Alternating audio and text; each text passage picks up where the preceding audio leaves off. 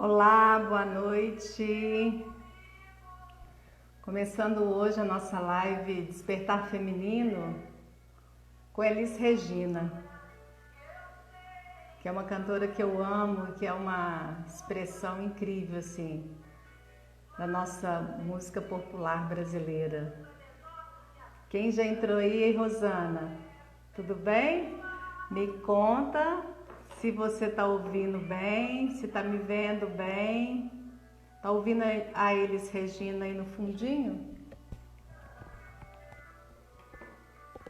Deixa eu aumentar um pouquinho aqui a Elis.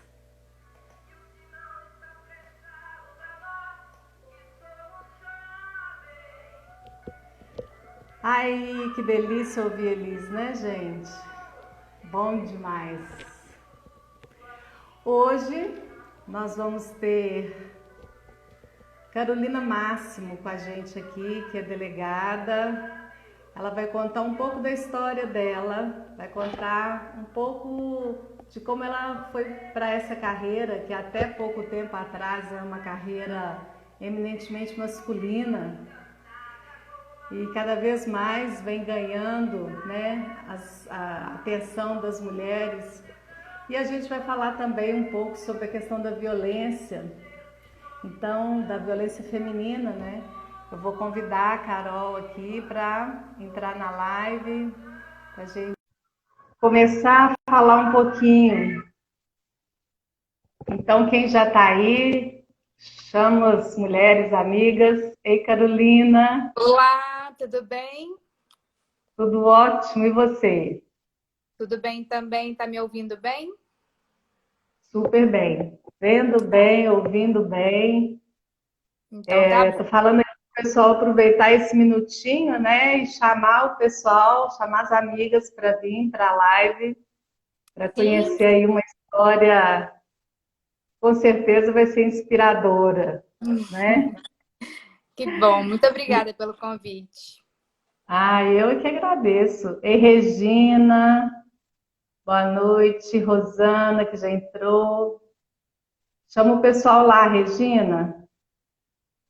Essa série, né, Despertar Feminino, eu já tive duas outras convidadas e vamos ter mais. E o objetivo dessa série é exatamente inspirar as mulheres a ser aquilo que elas desejam ser, né?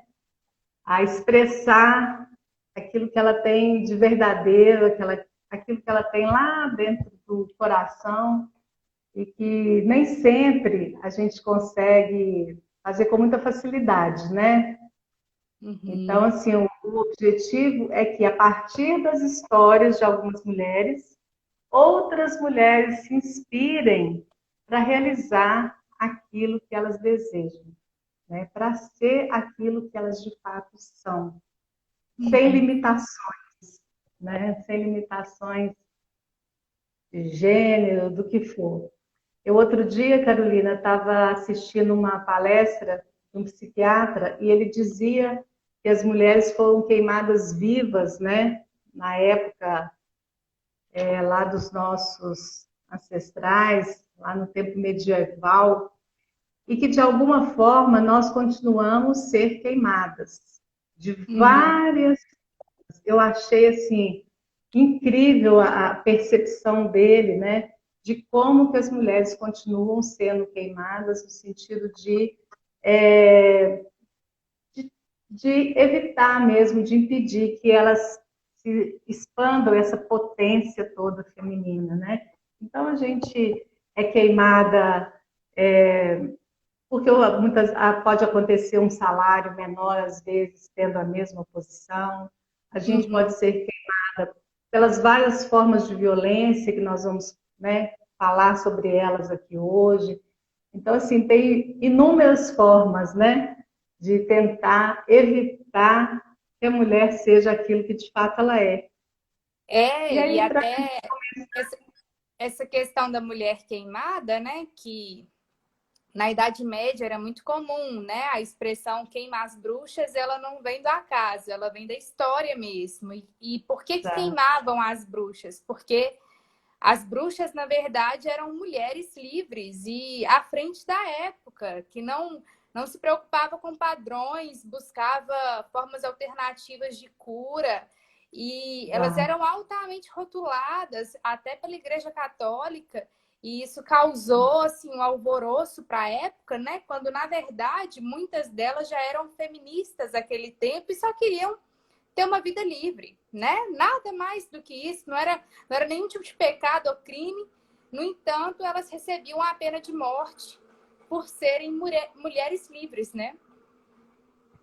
Exato. E aí, assim, como que até hoje, depois de tanto tempo, a gente ainda tem, né, limitações muito grandes e ainda tem que vencer toda uma violência, né, para ser aquilo que a gente de fato é.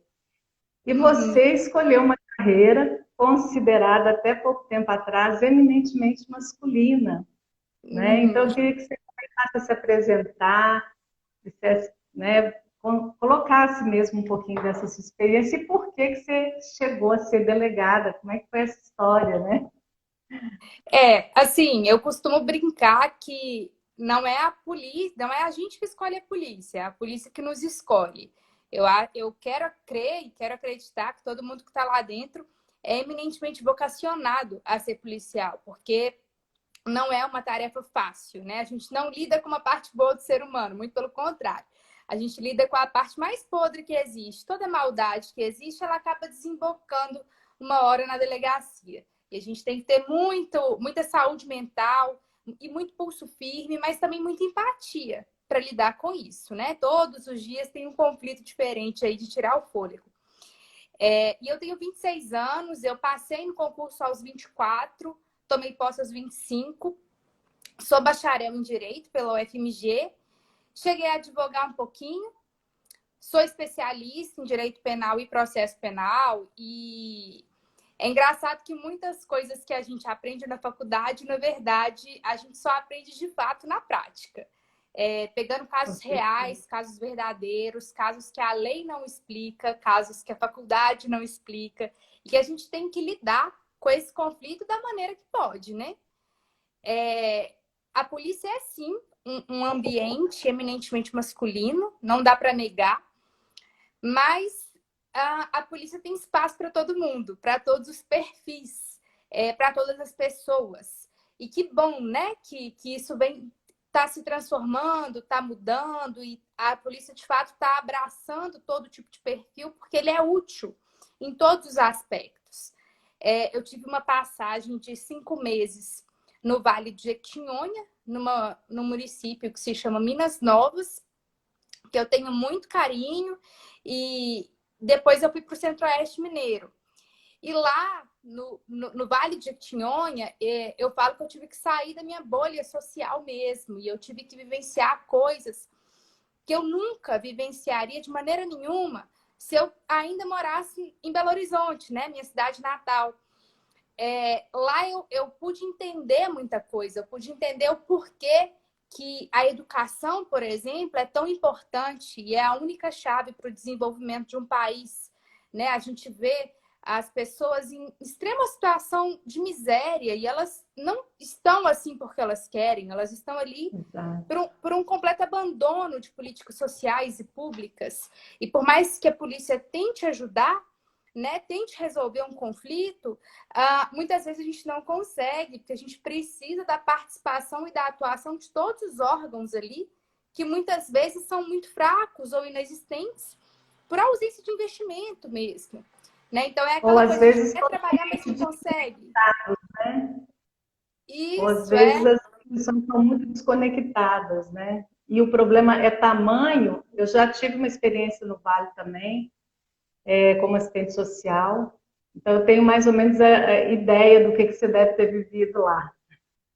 E mais especificamente em relação à mulher, assim, eu tenho cenas muito marcantes na minha cabeça de mulheres pedindo ajuda, amamentando, com um menino no colo e sem saber para onde ir, sabe? Eu tenho cenas guardadas assim da mulher com vergonha de pedir ajuda e o menininho de 6 anos falando por ela, falando tudo que ele via dentro da casa deles, assim.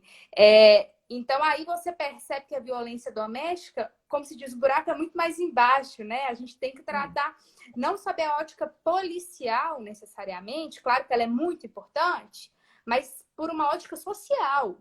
O que está errado até hoje, né? O que a gente precisa melhorar, o que a gente precisa entender da natureza feminina. E aí eu gostei muito do seu tema, despertar feminino, porque hoje mesmo eu estava refletindo o que seria, na verdade, esse despertar feminino. Seria a mulher, né, se rebelar contra tudo e todos? Não necessariamente, né? Não necessariamente. Não é necessário. Isso, exato. O despertar feminino, eu vejo que é a mulher ter plena consciência que ela tem o direito de escolher a vida que ela quer seguir. Que ela tem várias opções, né? E, claro, se ela escolher ser dona de casa, mãe e esposa, é uma escolha legítima, desde que ela saiba que ela tem outras opções, que ela não é obrigada que seja de verdade uma escolha, né? Que seja sempre uma escolha. Que ela possa escolher ser mãe. Amanhã, inclusive, a live é sobre maternidade. Uhum. Que ela possa escolher ser mãe, que ela possa escolher ser uma profissional, que ela possa escolher uma profissão ou outra, né? Isso, é ela ter plenas condições. De fato, né? Isso. A nossa cultura, e não só a brasileira, é a mundial mesmo, tanto ocidental quanto oriental, ela apregoa que a mulher, o papel da mulher é servir e procriar, né? Então a gente serve o tempo inteiro e também tem o papel de ter filhos, né? E aí parece que quando a mulher não desempenha uma ou outra função, ela passa a ser menos na sociedade. Justamente porque ela não tem esse despertar feminino dentro dela, né? E isso é muito grave, né? Então, se eu não quiser servir e não quiser procriar, eu vou ser menos mulher do que a outra que está ali do meu lado? Não, né? Não. E a gente precisa introjetar isso dentro de nós, né? E ter a consciência que o nosso papel na sociedade, ele pode ser múltiplo, ele pode ser o que a mulher quiser, né? Pode ser dona de casa, pode ser mãe, pode ser esposa, pode ser delegada, pode ser astronauta, jogadora de futebol, pode ser o que quiser. Assim como o homem pode ser o que quiser, a mulher Exato. também pode ser o que quiser. E o tempo inteiro eu falo muito isso. Não é questão de ser mais que o homem, não é questão de medir forças, né? É apenas ser. É apenas ser. Sim. A gente tem muita dificuldade de trazer os homens para esse discurso, né? Geralmente, quando o tema envolve mulher, eu percebo que o debate fica quase que completamente masculino. E isso é bem difícil, porque eu falo que a luta contra o machismo, ela precisa envolver necessariamente oprimidos e opressores. E eu não estou falando que todo homem é opressor, de maneira nenhuma. Tem muita mulher que é machista porque ela não consegue entender a cultura com a qual ela foi submetida, ela cresceu com aquilo introjetado na cabeça dela. Mas a gente precisa trazer os homens. Tem muita mulher que também agride, tem muita outra mulher. Sem dúvida. Tem muita mulher que agride psicologicamente, através do mal dizer, né? Então, assim, não é uma ação só masculina, com certeza. Não. Relacionamento abusivo, por exemplo, não tem só mulher enquanto vítima, tem homem também, tem mulher que abusa no relacionamento, não dá para negar, tem relacionamento que ele é bi-abusivo, porque as duas partes abusam umas das outras ali de diferentes formas. Então, assim, o feminismo não é um grito contra o homem de maneira nenhuma. A gente não tem nenhum tipo de aversão, ódio, não é uma competição. Nada disso. A gente, inclusive, precisa deles para nos ajudar, para reconhecer o nosso espaço, para nos valorizar enquanto mulher, que não só serve e procria, que também trabalha tanto quanto eles e merece um salário, no mínimo, iguais aos deles, por exercer as mesmas funções, né? Então, se a gente ficar nesse debate, nesse nicho restrito só a mulheres debatendo a mesma coisa, a gente não vai conseguir a nossa avançar. A gente tem que trazer discursos acessíveis para que todos entendam, né? Eu já falei numa live anterior sobre, por exemplo, o machismo, ele afeta não só mulheres, mas afetam os homens também, né? E eu trouxe alguns levantamentos, por exemplo, os índices de homicídio, alcoolismo, dependência química, eles afetam mais aos homens. Os homens estão mais propensos a isso. E por quê? Porque os conflitos psicológicos deles, dos homens, não são muito bem trabalhados. Não existe a cultura, por exemplo, de um homem procurar um psicólogo, uma terapia, para tratar de determinado conflito que ele teve na infância, na adolescente ou na fase adulta. Ele acha que isso é uma fraqueza, ou então é uma doença, é uma loucura. Não, não posso tratar. Por que não pode tratar, gente? É muito melhor que entrar no álcool. É muito melhor que ir para as drogas. É muito melhor que tentar se matar. Né? E a gente vê que o número é crescente de conflitos. Os homens também são rotulados pelo machismo. Com Por que certeza. E também sofrem com esse rótulo, né? E sofrem bastante, com certeza. Por que eles têm que ser os durões, os que não choram? Por que eles não podem escolher profissões eminentemente femininas? Se eles querem exercer esse tipo de profissão, então, assim, o despertar feminino, ele caminha com o despertar masculino. Ele não é só da mulher, né? A gente tem que entender que não existem necessariamente papéis pré-definidos. Claro que a feminilidade e a masculinidade nunca vai deixar de existir. Tomara, né? Nunca mesmo. Porque ela faz parte da nossa natureza biológica, da nossa natureza psíquica. Mas isso não quer dizer que a gente tenha que ter exclusões sociais decorrentes do nosso gênero, né? Exato. E como que foi para você escolher e entrar nessa sua profissão? Isso foi muito desafiador? Foi. Foi sim. Foi porque eu não tinha medo por mim, mas eu tinha medo pelo que as pessoas iam achar, assim, de ter uma figura que não é só mulher, né? Também nova. Então, eu sempre sou taxada de inexperiente. Ah, será que ela vai dar conta? E eu acho que isso aqui é melhor não passar para ela. E eu fui me vendo naquela situação de desafio a todo momento, e aí eu me vi em situações que muitas vezes eu queria provar para o mundo que eu era capaz. Eu falei, não, gente, calma, também eu não preciso dar conta de tudo, não sou obrigada a dar conta de tudo. Realmente, talvez isso não seja para mim agora, às vezes a minha experiência não permite que eu dê conta dessa tarefa, mas futuramente eu consiga. O que é muito difícil para mim ainda é aceitar o machismo inerente da sociedade, que está tanto dentro da polícia como fora dela. Já teve situações de cidadãos que não quiseram conversar comigo enquanto delegada porque eu era mulher. E a pessoa achava que mulher tinha que saber qual era o lugar dela e ele só conversava com o delegado homem. Claro que chega a ser até engraçado, né?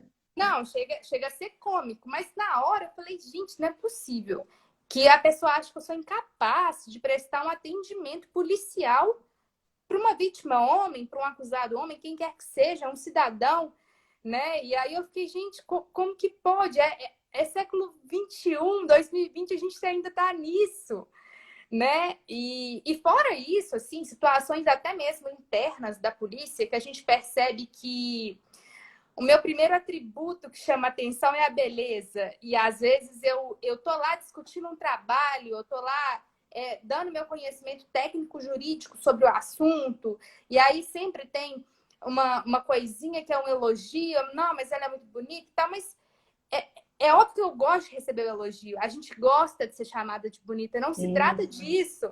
A questão é que eu tô lá para trabalhar, e se eu for receber algum elogio, que seja pela minha competência, a beleza vem depois, né? Nesses momentos de trabalho, a gente quer ser valorizado pelo que a gente fala, pelo que a gente faz, e não pelo que a gente é. E se eu fosse feia, eu seria uma má delegada? Então, como que é? Como que é a lógica? Né? O que tem a ver uma coisa com a outra, né? Pois é, eu também não entendo. E aí sempre tem essas coisinhas pequenas, né, institucionais, que não são tão pequenas assim. E às vezes eu prefiro até me calar, não render o assunto, até para não trazer um debate que nada tem a ver com a discussão, né? Mas às vezes eu tenho vontade de externalizar aquilo. Tipo, deixa esse elogio para depois, né? Ele é totalmente desnecessário, mas eu não rendo o assunto, não.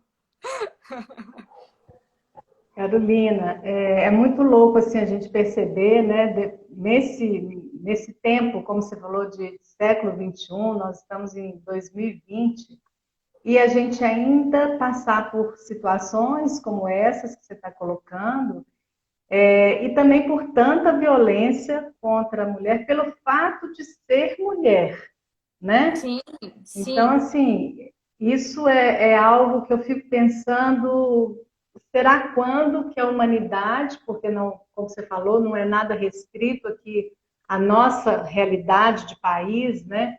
Mas será quando que a humanidade vai conseguir lidar de uma forma melhor com essa situação, né? E eu fico imaginando que a questão do medo de falar da violência, de se expressar, de mostrar que sofreu uma violência, ainda pode ser algo que dificulte, né, essa mudança, porque tudo aquilo que não é dito, que não é registrado, que não é colocado em cima da mesa, fica parecendo que não existe, né? Sim. Parece que não existe, parece que não é tão sério. Como é que você aí na sua prática, né, da polícia, como é que você vê essa questão do medo de falar Uhum. sobre, né, o sofrer uma violência? Assim, primeiro que a gente precisa trabalhar alguns números aqui. Eu estava até vendo o jornal antes de entrar aqui na live, eu estava vendo que em São Paulo, de 2016 até hoje, os números de feminicídio aumentou mais de 200%. Durante a pandemia, na maioria dos estados, os números de notícias de violência doméstica cresceram cerca de 22%. O Brasil é o quinto país que mais mata mulheres no mundo. A gente já carrega essa posição no ranking há muito tempo. E, em média, a cada 7 horas, uma mulher é morta por feminicídio. Né? Não é atropelada na rua, nada disso. É feminicídio mesmo. E por que, que o número está tão alto? Por que, não obstante os números de homicídios estão abaixando, os números de feminicídios só sobem? Tem vários fatores, né? Assim, alguns fatores são positivos e outros são negativos. Um dos fatores que contribui para o aumento de casos, tanto de violência quanto de feminicídio, é um fator muito bacana, que é o fato da mulher estar entendendo o lugar dela na sociedade e estar tendo a coragem suficiente para noticiar essa violência. O problema é que muitas vezes a mulher tem a dificuldade de reconhecer quando ela realmente é vítima de violência doméstica. Ela espera a violência física acontecer, quando já está muito próximo de uma consumação de um feminicídio, porque é o próximo passo. Se tem um próximo passo, é a morte, né? E a mulher não precisa esperar essa violência física acontecer. A Lei Maria da Penha, ela consagra 5 formas de violência. E a violência física é só uma delas. Então, assim, não precisa esperar a violência física para pedir medida protetiva. Tem a violência psicológica, tem a violência moral, tem a patrimonial, tem a sexual e também tem a física, né? Eu fico imaginando que talvez a mais difícil de identificar como uma violência, né? E talvez impeça essa consciência, seja a violência psicológica. Me dá a sensação que enquanto está ali naquele nível, né, da violência psicológica, é quase como se fosse meio que parte assim de uma A situação, mulher tende a normalizar, né, o tende a tratamento, de falar, não, normalizar, ele né? é assim mesmo, ele é bruto, ele não tem paciência. Não, mas não é isso. Isso não pode normalizar a personalidade da pessoa, a conduta da pessoa. Isso te afeta enquanto mulher, isso te afeta moralmente.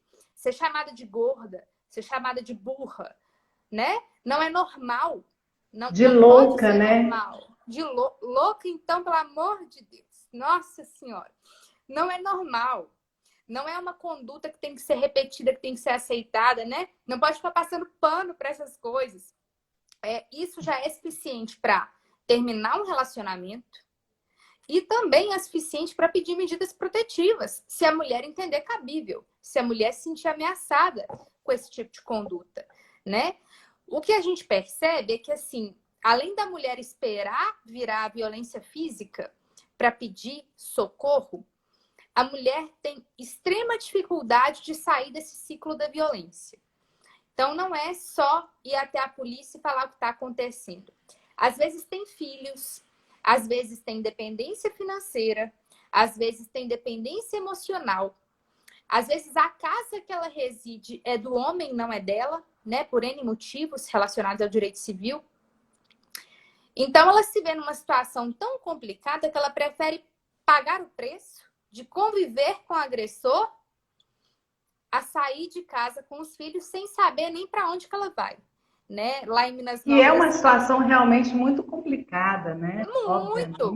É muito. E a muito polícia complicado. não tem como ajudar, né? Assim, se a gente Exato. vivesse num sistema de justiça que realmente funcionasse e proporcionasse as condições mínimas para todos, a gente já encaminhava a mulher para um abrigo, a gente já ajudava a cuidar dos filhos, mas não dá. A gente pede as medidas protetivas, a gente espera a decisão do juiz, e aí as medidas elas vão se revitalizando por si só. A mulher vai tendo que se virar mesmo para sair daquele ciclo de violência. E nem sempre é Exato. fácil, né? Por isso que a mulher espera o leite derramar, né? Às vezes a sociedade fica, nossa, mas a mulher já foi agredida, tá aí com o olho roxo, já foi agredida várias vezes, agora que ela procurou uma delegacia. Mas você não conhece a realidade da mulher, né? Você não sabe as dependências dela. Você não sabe a vida que ela leva. Talvez ela não tenha nem condições de se inserir no mercado de trabalho, tendo em vista tanto tempo se dedicando ao lar e ao marido, né? Não é simplesmente empurrar a mulher e falar, não, você tem que sair desse ciclo de violência. E o que você está fazendo aí? Uma coisa é a mulher da classe média, a mulher da elite, outra coisa é a mulher pobre, né? São realidades completamente Exatamente. diferentes. Não dá para a gente falar a mesma coisa para uma e para outra, não. Né? Agora, o que dá para falar para todas as mulheres, sem sombra de dúvidas, é de não tolerar abusos, né? E sempre que possível, denunciar o mais rápido possível, o mais precoce possível, né? Sair desse ciclo de violência assim que ele começar a dar pequenos sinais de abusos. Não espere chegar na física, né? O relacionamento abusivo não começa com um soco na cara. É muito difícil isso acontecer. O relacionamento abusivo, ele vai começar com um controle na roupa, no celular, nos amigos. E depois, se for o caso, ele evolui. Não é também todo relacionamento abusivo que vai evoluir para uma violência, mas ele pode evoluir, né? Sem sombra de dúvidas.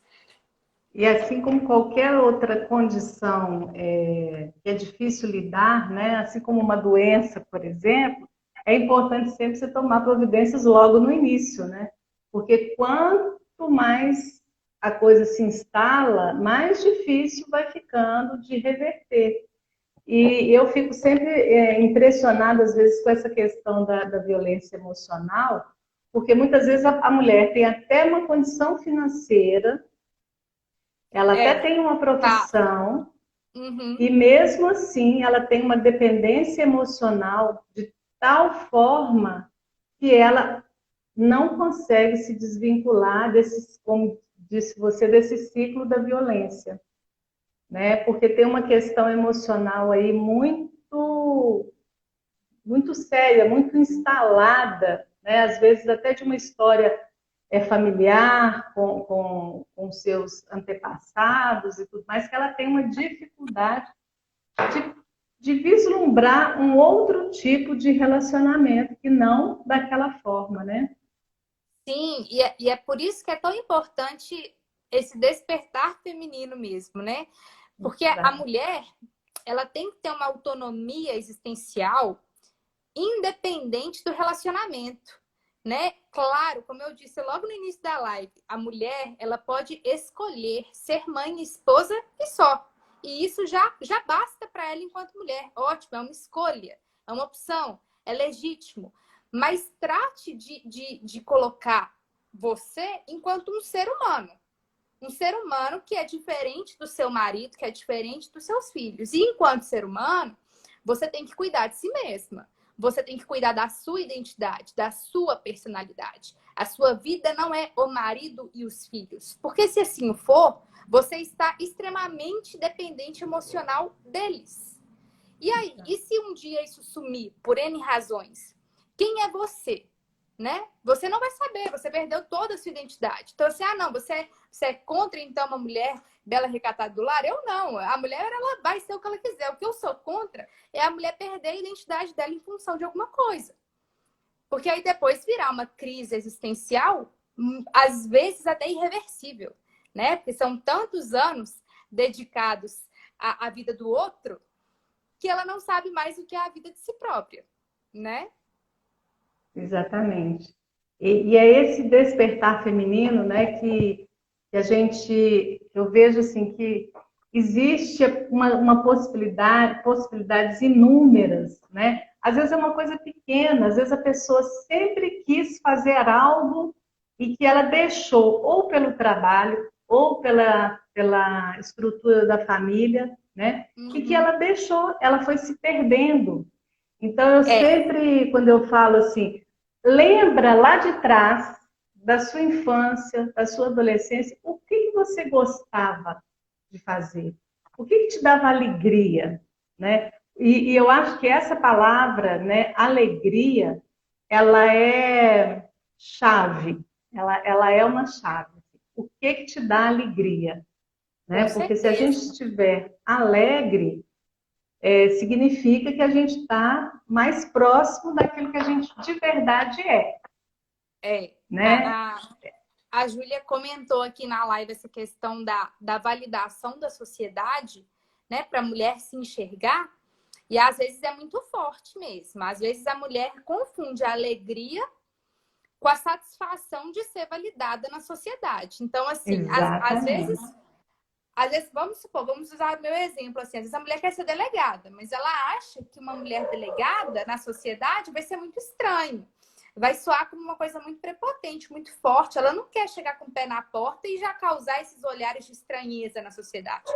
Então, ela prefere ser uma coisa mais convencional, mais comum, né? Que não vai causar tanto espanto da sociedade, tanta crítica. Ela não vai estar num holofote tão forte.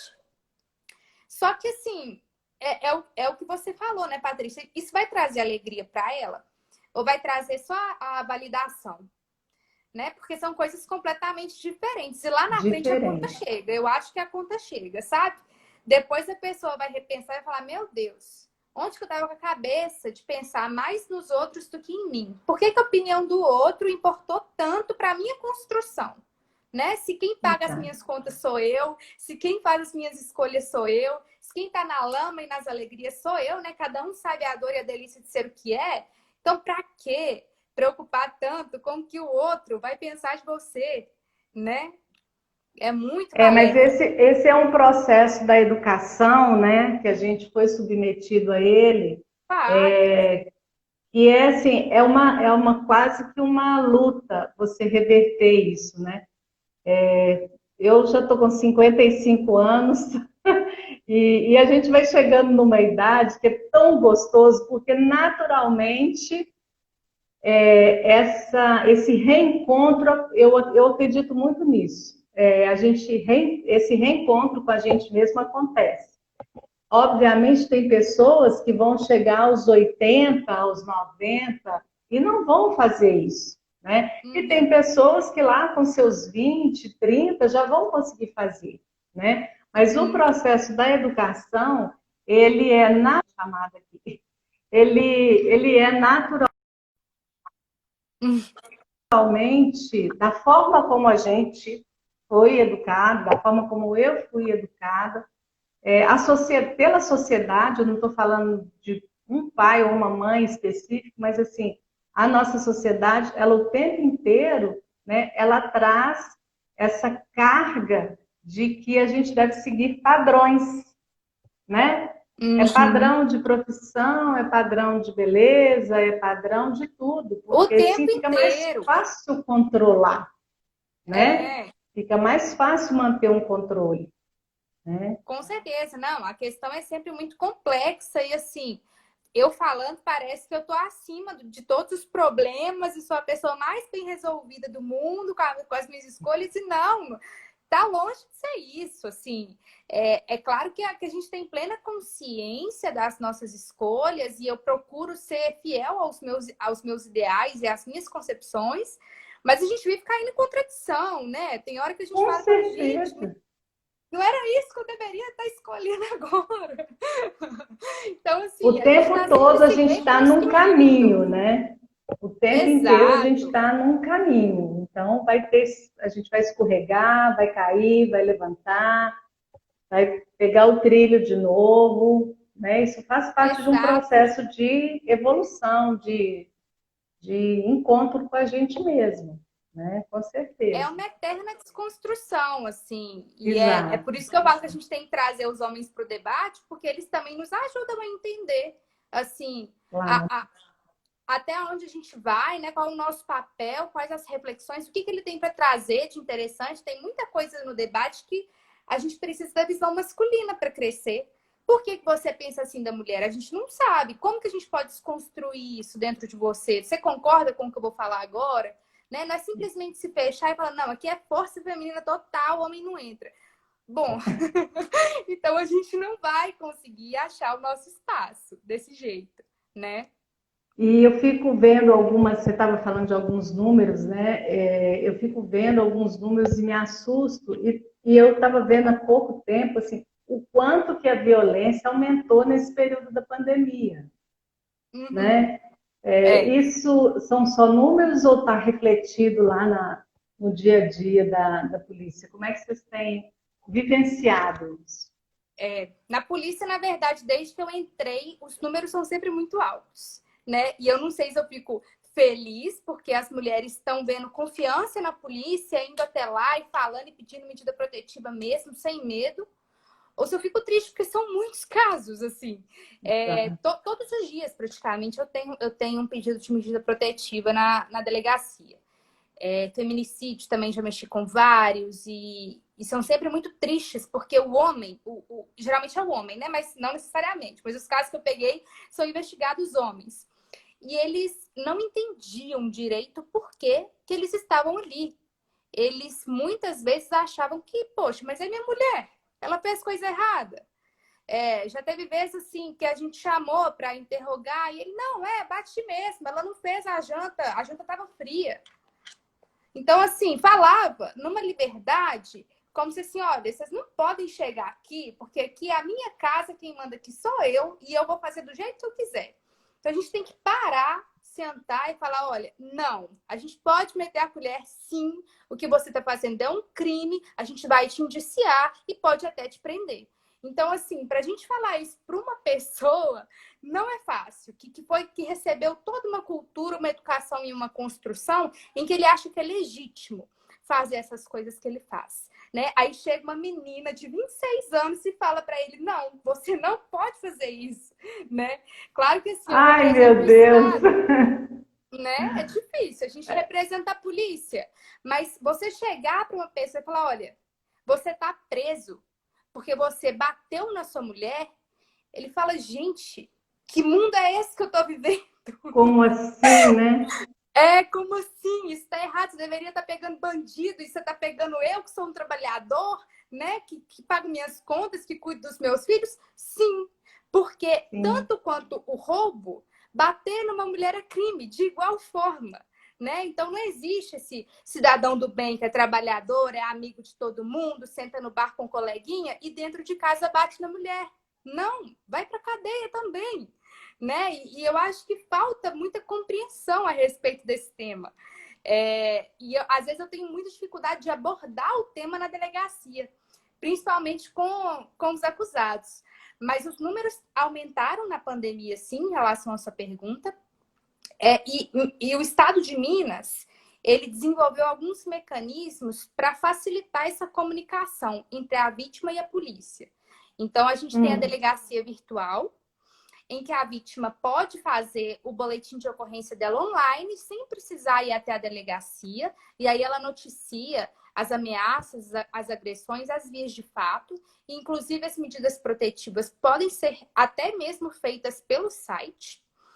E a gente também tem mecanismos de telefone, né, que sempre existiram muito antes da pandemia, que é o Disque 180 e o Disque 100, em que a pessoa já é vinculada diretamente para uma central e ela pode relatar o que acontece com ela, até mesmo de forma anônima. Só que para facilitar o trabalho da polícia, é preferível que ela decline ao menos o endereço para que a gente possa ir até o local e entender o que está acontecendo. Exato. Então, assim, confirma, né, que realmente houve um aumento e a gente espera que esse aumento esteja aí muito ligado a realmente a mulher, a possibilidade da mulher, né, denunciar, relatar, ela acreditar que ela pode fazer isso, né? Com Agora eu certeza. fico imaginando essa cena, né? Eu fico aqui imaginando essa cena que você estava descrevendo aí, né? Um homem ficar sem entender como assim, né? Uma menina de 26 anos, né? Uma menina É, para ele ali, está dizendo para ele que ele não pode tratar a mulher dele dessa daquela forma. Como que é é, difícil também, uma vez que isso foi introjetado de tal forma que pois faz é. parte do universo mental dele, né? E que ele tem até dificuldade de escutar isso. Isso, e muitas vezes a mulher permitiu, entre aspas, situações anteriores. Então, na cabeça Sim, dele, né, que é uma pessoa leiga, por que que agora? Por que que só agora que vocês estão me prendendo? Né? Por que que agora virou crime? Antes não era, não? Porque eu já fazia isso muito antes, já fiz isso com outras mulheres, inclusive, e agora chega você aqui falando que eu tô preso? Que história é essa? Você está inventando. Não, não estou inventando, tá tudo com respaldo legal. Né? Eu li uma pergunta aqui nos comentários, se gente, eu não acontece... consigo ver pergunta no comentário. Como você está conseguindo ver? A Maria está perguntando se acontece de mulheres baterem muito nos homens. E se cabe medida protetiva aos homens? Não, não é muito comum, não. Não é comum as mulheres baterem nos homens. Mas eu preciso aqui, né, relatar uma situação que é um pouquinho corriqueira, que é das mulheres utilizarem muitas vezes a Lei Maria da Penha enquanto vingança, por N motivos, tá? Não é maioria, óbvio, não é maioria, mas a gente precisa falar que isso existe. E Existe aí, também. muitas vezes, elas pedem as medidas protetivas enquanto um escudo. Tipo, eu quero o afastamento do agressor para que eu possa morar na minha casa sozinha, a casa que era dos dois e que precisa ser resolvida na via civil, com a partilha dos bens. Aí a mulher quer passar por cima disso tudo, pedir a medida protetiva e pegar a casa para ela. Isso é errado, né? É errado. Só que a gente pede a medida protetiva porque a gente tem que acreditar na palavra da mulher. A polícia, ela funciona como um intermediário entre a mulher e o juiz. Então, se ela quer a medida protetiva, não cabe a mim, delegada de polícia, fazer um juízo de valor, não. Se há as hipóteses de incidência da Lei Maria da Penha, que é âmbito doméstico, âmbito familiar ou relação íntima de afeto, independente de coabitação, eu tenho que fazer o pedido. O juiz depois aprecia o caso. Né? Então, não veja essa incidência de mulheres baterem em homens, mas veja a incidência de abuso da Lei Maria da Penha nesse aspecto. Medidas protetivas não podem ser conferidas aos homens. As medidas protetivas, elas são exclusivas à mulher, o que não significa dizer que não há, por exemplo, medidas cautelares que podem ser aplicadas para o homem enquanto vítima. Aí pode. Aí, medida cautelar é uma outra natureza, mas é de igual teor protetivo, digamos assim. Então, o homem, por exemplo, vítima de violência, não ficaria desamparado. Não, a gente só não usaria a Lei Maria da Penha. Ok? Aí, aqui a Uhum. Aline comentou sobre o síndico. Essa é uma outra lei estadual que ajudou bastante em tempos de pandemia, em que há o dever do síndico no âmbito estadual de relatar os casos de violência doméstica. Então, agora não é mais uma mera faculdade. O síndico de um condomínio, sabendo que ali naquele núcleo existe a violência doméstica, ele tem o dever de ligar para o 190, né, o número da Polícia Militar em caso de urgência, ou para o 180, em que não há ali uma situação iminente, atual, mas ele sabe que existe a violência doméstica naquele local. Tem vários Mais alguma comentários pergunta aqui. que você está vendo? Deixa eu ver aqui. Aí é mais falando do ciclo de violência, comentando sobre os agressores, que são pessoas que parecem normais e acham normal bater. Aí outra pergunta, é muito comum as mulheres retirarem as queixas e voltarem para os maridos ou companheiros? É uma pergunta muito pertinente aí da Maria, porque infelizmente é. É muito comum, sim, das mulheres retirarem, elas se arrependem da decisão de ter falado sobre violência.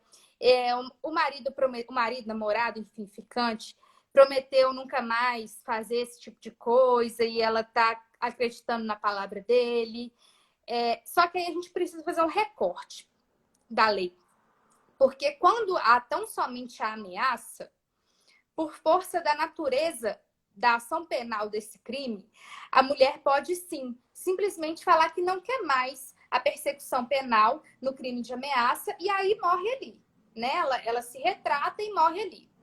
Contudo, nos casos em que a lesão, ou seja, a violência física, como a ação penal desse crime é a chamada pública incondicionada, não está mais na esfera da vontade da mulher terminar com aquele inquérito. Então, se a gente percebe que é uma violência grave, inconteste, que a gente tem que dar prosseguimento, infelizmente ou felizmente, aí vai dar a opinião de cada um, a vontade da mulher não importa mais. Se a gente sabe que está acontecendo uma lesão, uma violência física, a gente prossegue com as investigações, mesmo a mulher não querendo mais. Isso causa algumas situações um pouco contraditórias, né? Aí acontece da vítima no processo não cooperar ou falar que mentiu na delegacia para livrar o acusado daquela situação de violência. E aí a polícia muitas vezes fica de mãos atadas. Muitas vezes a violência se repete e aí lá vai a gente de novo pedir nova medida protetiva para aquela mesma mulher. E ela se arrepende do arrependimento, ou seja, ela se arrepende de ter ido à delegacia ter pedido para retirar a queixa, né? Então, é uma situação complicada. Como eu disse lá no início da live, não é um problema policial puro e simples, é um problema social. Quanto mais a gente conversar, quanto mais a mulher entender o que é o ciclo da violência, mais ela vai ter força para sair daquele ciclo, para sair daquela violência constante, daquele abuso, ainda que silencioso, né? Se eu estiver falando muito, você me interrompa, tá, Patrícia? Porque não, eu tô lendo tá tranquilo. Não, você está conseguindo ver as perguntas, pode ficar à vontade. Então, tá bom. A Júlia está perguntando o que vocês acham que podemos fazer para evitar que as novas gerações evitem cair no ciclo de violência. Nossa, essa é uma pergunta que eu acho que todo mundo pode responder, né? Homens e mulheres. A começar pela criação, né? Pelo processo de educação, seja ele fato. na família ou nas instituições, né? Sim, eu confesso que sim. Claro, eu não sou mãe, não sei se um dia serei, mas eu confesso que eu tenho um pouquinho de receio com criações que já rotulam a criança com papel de menina e menino desde muito cedo.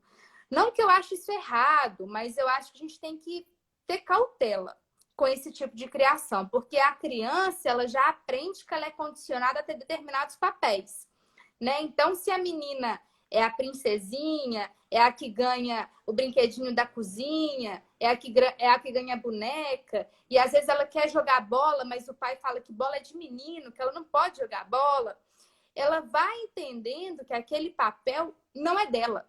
Que ela então não pode jogar futebol, mas ela quer, mas ela não pode, porque ela é menina. E com o menino a mesma coisa, né? Se com o menino ele vai ganhando super-heróis, ele vai ganhando brinquedinhos de construção, ele vai ganhando carrinhos, mas ele fala que quer brincar de boneca, isso não faz dele uma criança homossexual, e se fizer também, qual o problema, né? Mas se a criança quiser brincar de boneca e aí o pai fala, não, você não vai brincar de boneca porque boneca de menina, ela já cresce estigmatizada, né?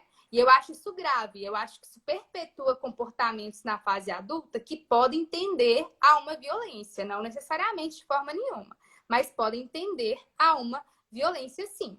Então, acho que é importante, desde cedo, a gente educar os nossos filhos que, olha, o importante é você ser feliz. Claro que às vezes é muito difícil, né, para os pais, porque já idealizam um modelo de filho antes mesmo dele nascer.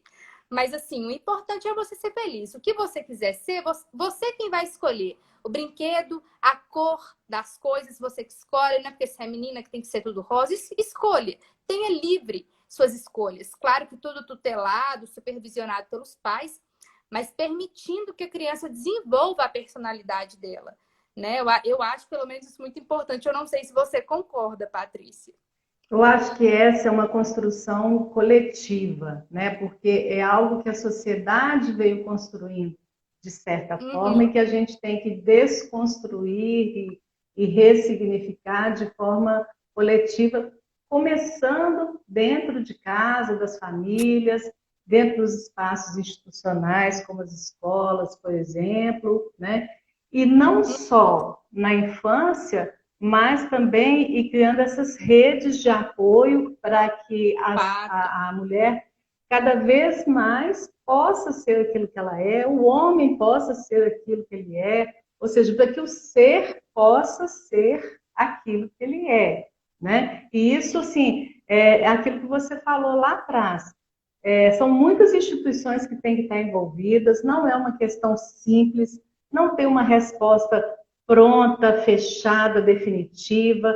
Sociedades e grupos diferentes vão produzir realidades diferentes, né? É uma Com certeza. construção coletiva. Então, assim, começa assim, eu concordo, começa na infância, começa na educação, mas são muitas as instâncias, né, que têm que estar juntas e de mãos dadas para a gente realmente conseguir chegar numa sociedade mais feliz, que eu acho que é o que todo Ah, mundo, em última instância, todo mundo deseja, né? Eu acredito que ninguém deseje o mal do outro, uma vida ruim para o outro, né?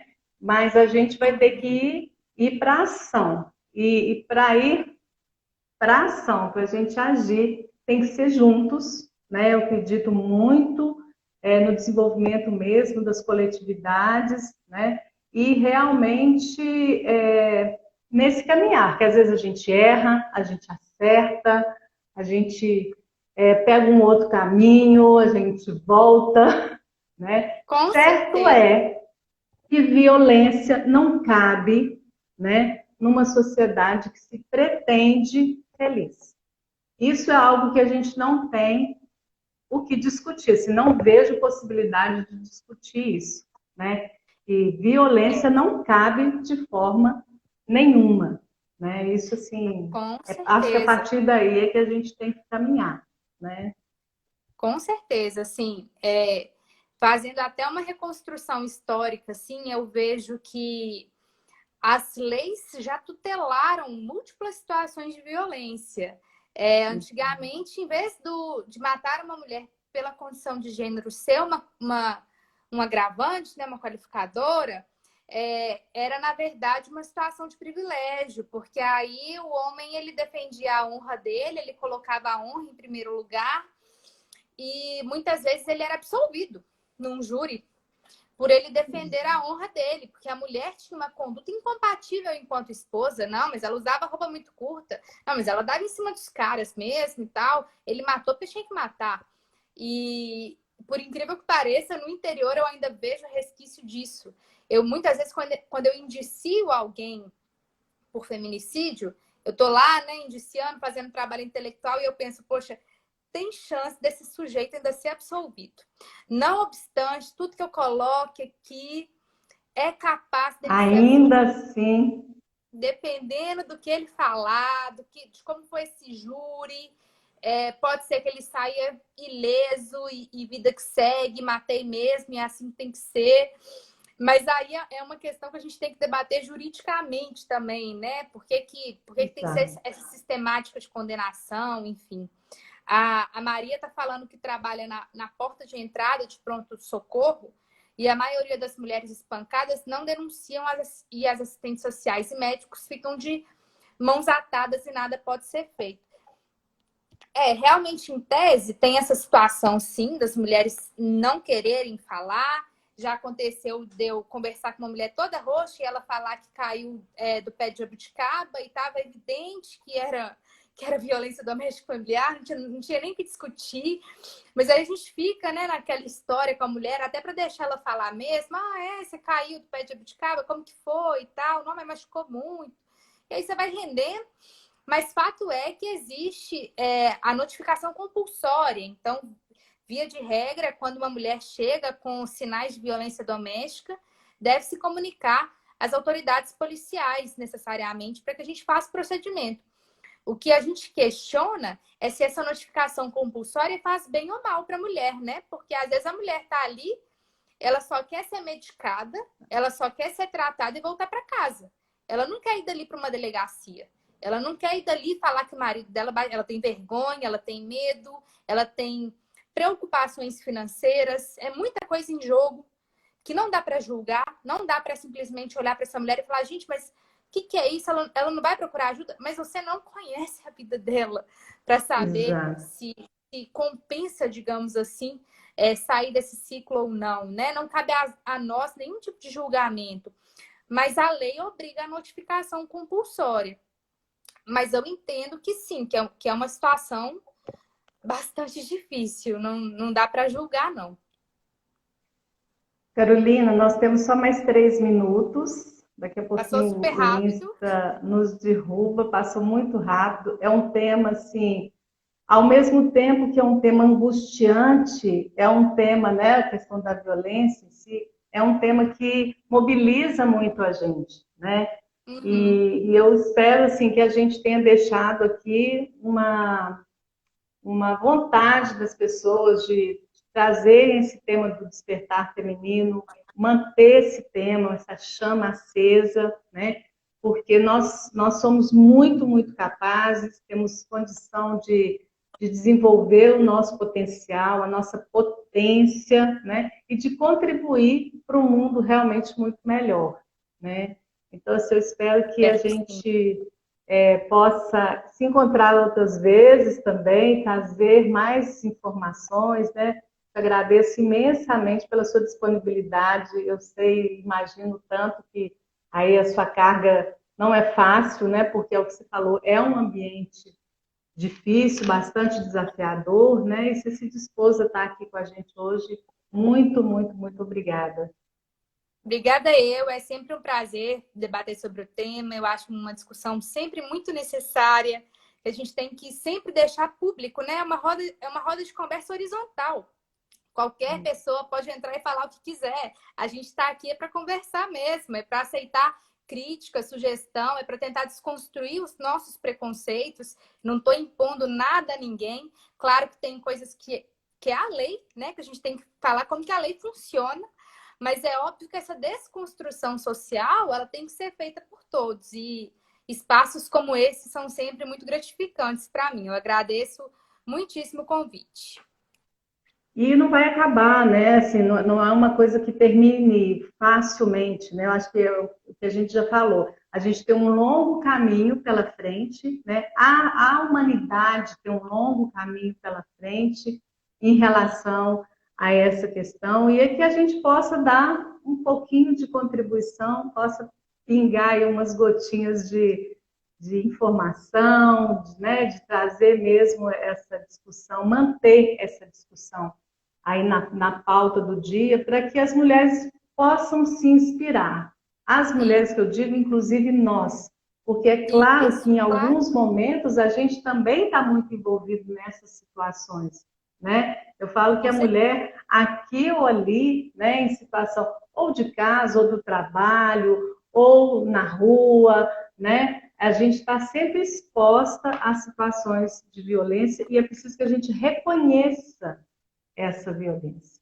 Eu acho que isso é parte do despertar feminino, né? Reconhecer essa violência, sair dessa normalidade e realmente se colocar de forma amorosa, obviamente, com calma, né? A gente não está aqui para incitar a briga de ninguém, mas a gente se posicionar, né? Temos Isso aí mesmo. 10 segundos. Bom, então é só agradecer mesmo e desejar boa noite para todo mundo.